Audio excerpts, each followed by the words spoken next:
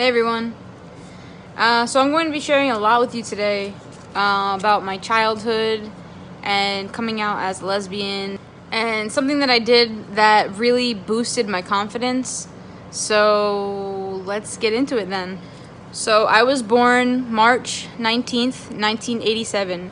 My parents divorced when I was only probably a year old, if that. Here's a picture me as a baby. That's my mom right there with the big glasses. So now this is a funny story. My mom swore, and she was always right, and I think this is so ironic. She was always right about gender, like when people were pregnant, like what they were gonna have. She swore that she was gonna have a boy. My name was supposed to be Patrick. No offense to any of you named Patrick. But so she actually had a lot of boys' clothes. So once I was born and she was in the hospital, she didn't have any girls' clothes to take me home in because she was 100% that I was going to be a boy. And so she had my aunt actually go to the store and buy girls' clothes to put me in to take me home. Now, of course, it didn't stop her from putting me in boys' clothes, which I always felt more comfortable in anyway. But now you can see, I'll share some more pictures with you. I was always in blue. There's me. I don't know what I'm doing. And then me and my baby wife beater. Oh, it's a little blurry. There I am wearing blue again. Sorry for the blurry pictures. I have more on my phone, which I'll add to this too. And this is actually one of my favorites. So, even as a baby, I dressed like a boy.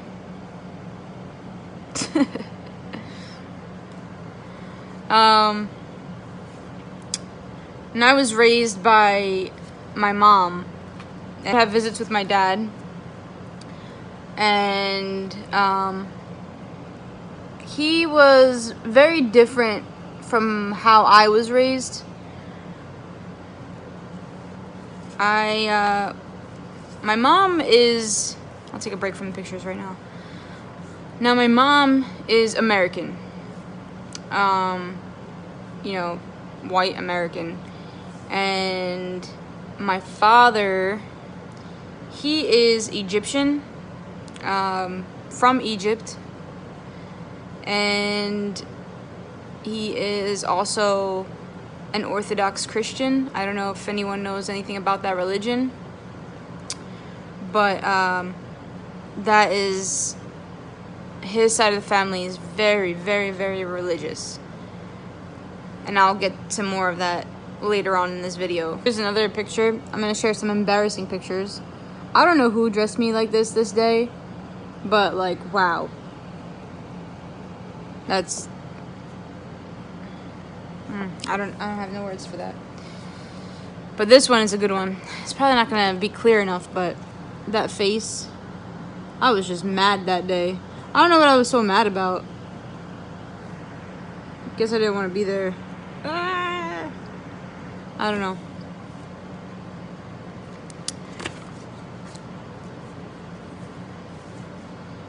And there's this. So yeah, I had a fro ever since I was born. I was born with a fro. So you can see some pictures of me. Yeah. I was never really the girly type. I did try. In this next picture, you'll see that. I went back and forth a lot. So, as you can see, I'm the, like, you know, kind of stick out a little bit.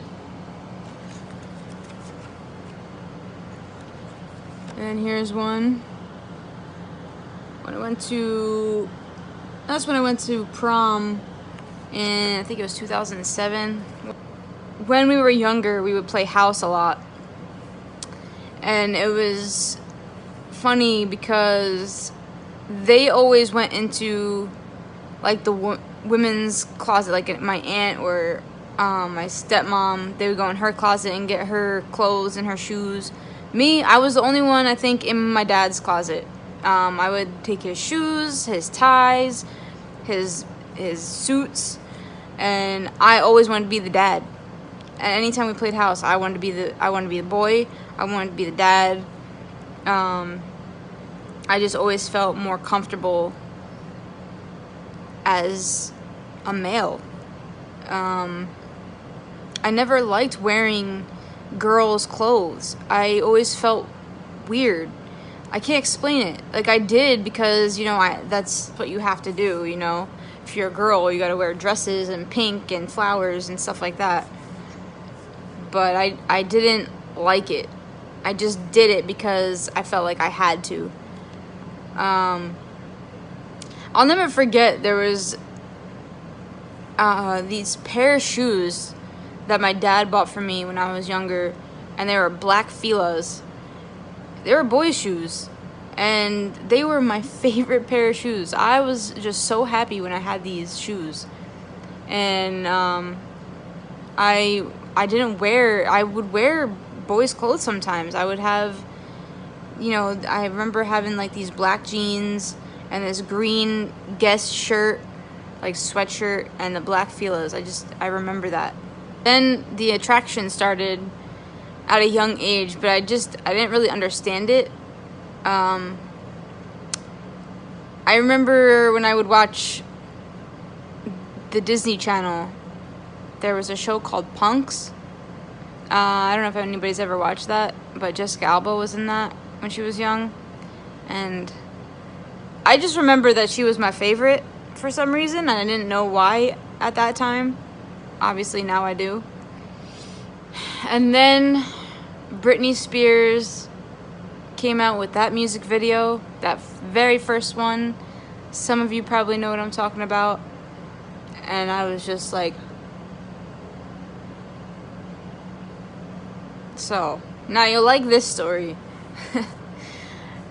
I have always had a thing for Sandra Bullock, even when I was really little. So, in the 4th grade, we had a project to write. We were learning how to write letters. So they took us to the library and they had these books there where we could pick whatever celebrity we wanted. Whatever celebrity. So, while, the other girls are picking like NSYNC, Backstreet Boys, whatever, I don't know. Whatever guy that they were drooling over at that time. I picked Sandra Bullock, and I wrote her a letter. I named probably like every movie that I watched when I was little, and I also sent her a picture of myself for whatever reason. It was a very embarrassing picture of myself, with my fro, my turtleneck, and glasses. But I never got a response from her. I don't know that she actually even got it, but it was, I was very much into her. Now, of course, I would look at boys, but I feel like I looked at them in a different way than the girls did. I would look at guys like I want to look like them or I want to be them. And I felt like I always got really jealous of other guys. Ever since I was young, I just was very jealous of them, and I didn't understand why. When I would have best friends that liked a boy, and I'm like, I would just get I would feel some kind of way. I didn't understand it. And then eventually the experimenting started. I think I was in high school when that actually started. I actually experimented with females first, and it felt right. So obviously I ended up coming out as a lesbian, but I only came out to like friends. I don't think I told anybody else, no family or anything. Once I had my first girlfriend, that was back in high school. Actually, I think I kept that a secret for a long time. I didn't tell my family for a really long time. I think it was maybe 2011, maybe, that I finally told my mom that, I said I was a lesbian. I told her, I told my dad. My mom was like, I kind of already knew, but it was also hard for her to accept it. But she's always been pretty supportive. She just wants me to be happy. My dad, on the other hand, that was rough, very rough. He was not okay with it. He blamed my friends, and he would say things like I should go to church, and eventually he was okay with it, but he didn't talk about it. He didn't want to talk about it or like even touch on the subject at all. Like, you could tell that just made him very uncomfortable. So we never talked about it, and I basically had to keep my life a secret, which was really hard. It's like I couldn't ever be myself. I grew up, like I said, I grew up with my mom, but I did spend a lot of time with my dad and his side of the family. We were so close when we were kids, and now it's so different. It's like they don't even know me, and it's sad, honestly. Ever since I came out as a lesbian, I became distant with that side of the family.